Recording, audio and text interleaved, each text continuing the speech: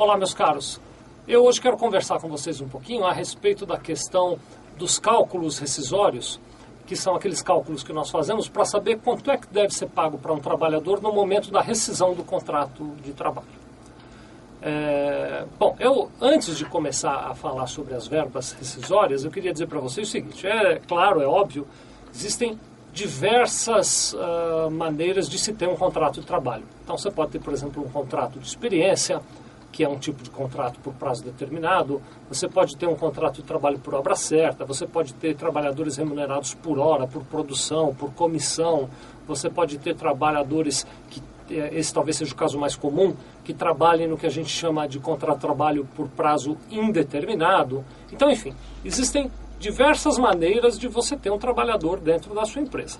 É claro que essas diversas maneiras afetam no cálculo da rescisão. Portanto, eu não precisaria gravar um vídeo, talvez eu devesse fazer aqui uma novela daquelas mexicanas para te contar toda a história necessária para você entender como é que se faz uma rescisão. Não é esse o objetivo. Então, eu hoje aqui vou conversar contigo sobre as linhas gerais que estão centrando o assunto dos cálculos rescisórios. E depois, nos detalhes, a gente vai se aprimorando, você vai nos consultando, a gente vai se aprofundando, tá bom?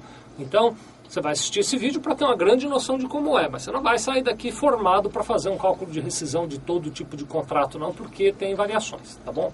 Mas, em linhas gerais, eu posso te dizer o seguinte: quando um funcionário pede a conta ou quando um funcionário é demitido, a gente tem uma série de verbas que se repetem e que precisam ser calculadas e apresentadas ali.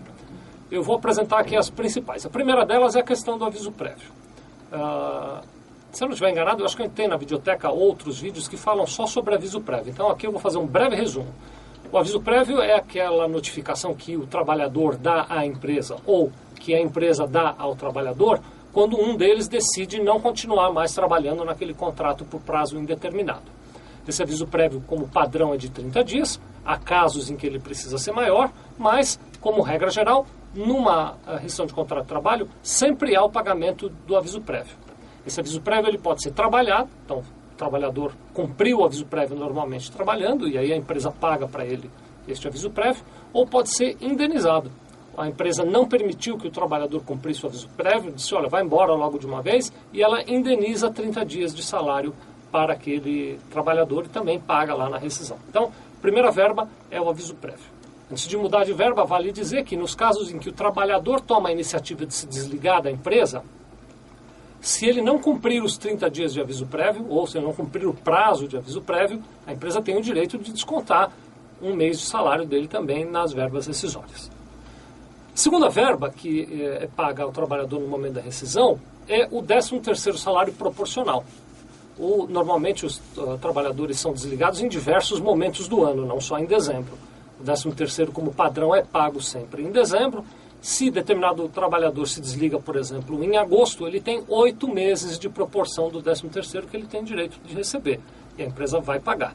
Não faz diferença se ele foi demitido, se ele pediu demissão, ele sempre terá a proporção dos meses que transcorreram desde o início do ano até o momento do desligamento dele como contagem para o 13º. Vale lembrar o seguinte, que se ele trabalhou durante o aviso prévio, então imagine o seguinte, o trabalhador trabalhou de janeiro a julho, dia 30 de julho ele recebeu o aviso prévio, ele cumpriu o aviso prévio até o dia 30 de agosto, conta também o mês de agosto para fins da proporção do 13º, tá bom? Muito bom. A próxima verba rescisória são as férias. Essas férias elas vêm na rescisão divididas em 2 grupos diferentes. Primeiro, as férias que a gente chama de férias vencidas. O que é que são as férias vencidas? As férias vencidas são as férias que o trabalhador adquiriu o direito, mas não descansou. Vamos por um exemplo, acho que vai ajudar. Imagina um determinado trabalhador foi contratado em março de 2009, por exemplo. Então ele trabalhou de março de 2009 até fevereiro de 2010 e cumpriu 12 meses de trabalho, que a gente chama de período aquisitivo. Ele então ganhou o direito de descansar 30 dias. Muito bem. A empresa tem o direito de dar esses dias para ele em qualquer momento que ela escolher, de março de 2010 até antes de fevereiro de 2011. Né? Não podem cumprir 2 períodos aquisitivos. Se chegar em julho de 2010 e a empresa decidir demitir o funcionário, e ele ainda não gozou aqueles 30 dias de férias a que ele tem direito, a empresa vai pagar a ele 30 dias de férias, mais 1/3 na rescisão. Ficou claro? Muito bom. Vamos continuar. Ainda sobre férias. Existem depois as férias proporcionais. O que são as férias proporcionais? São as partes de período aquisitivo não completos. Vamos falar desse trabalhador que a gente acabou de falar. O sujeito trabalhou de março de 2009 até fevereiro de 2010 e aqui ele teve um período aquisitivo completo, férias vencidas. De março de 2010 até julho de 2010, quando ele foi demitido, ele trabalhou mais 4 meses.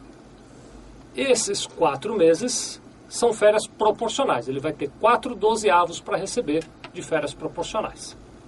Voltando no assunto, se ele cumprir um mês de aviso prévio, e portanto se ele trabalhou até agosto, ele recebe 5/12 de férias proporcionais. Tá bom? Muito bom. Então já falamos também da questão das férias. Existe ainda na rescisão a obrigação de pagar para aquele trabalhador o saldo de salário a que ele tenha direito. O que é saldo de salário? Saldo de salário são os dias que ele trabalhou até o período em que ele foi demitido. Vamos botar outro exemplo aqui. Imagine um determinado trabalhador que foi demitido no dia 13 de agosto. Então ele trabalhou do dia 1 de agosto até o dia 13 e no dia 13 ele foi demitido.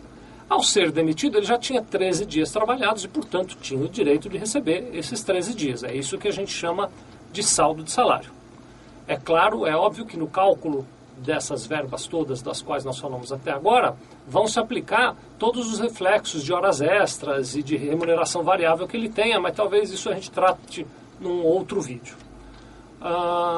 Bom, eu acho que falta falar sobre a questão do fundo de garantia. A questão do fundo de garantia funciona assim. Quando uma empresa demite um trabalhador, então, nos casos em que a empresa toma a iniciativa de romper a relação de emprego, sem que haja uma justa causa para isso, eu tenho a impressão de que a gente tem um vídeo falando sobre justa causa, então procura lá na nossa biblioteca, mas quando a empresa demite um funcionário sem justa causa, ela deve pagar para esse funcionário uma indenização que é correspondente a 40% do que estiver depositado lá no fundo de garantia, na conta do fundo de garantia dele. Então, nós vamos pegar os saldos dos valores creditados para ele na conta do fundo de garantia durante o tempo em que ele trabalhou na sua empresa e pagar para ele 40%. Agora, na guia de recolhimento disso, no momento em que a gente paga, por uma questão legal, atualmente, além de dar os 40% dele, nós estamos pagando mais 10% para a Caixa Econômica Federal.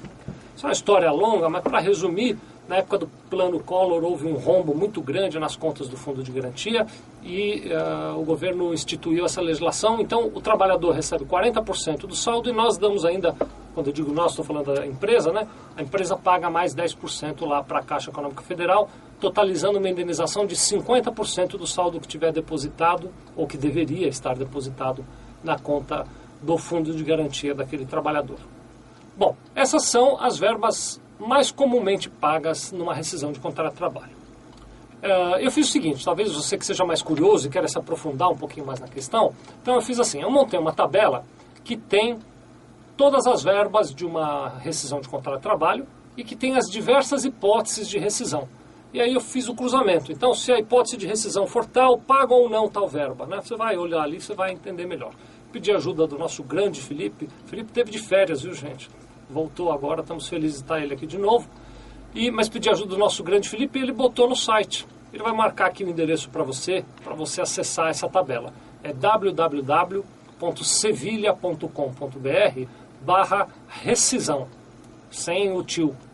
www.sevilha.com.br/rescisão. Se você entrar nesse endereço, você vai ver uma tabela completa que é talvez um guia mais longo do que esse vídeo que eu gravei agora.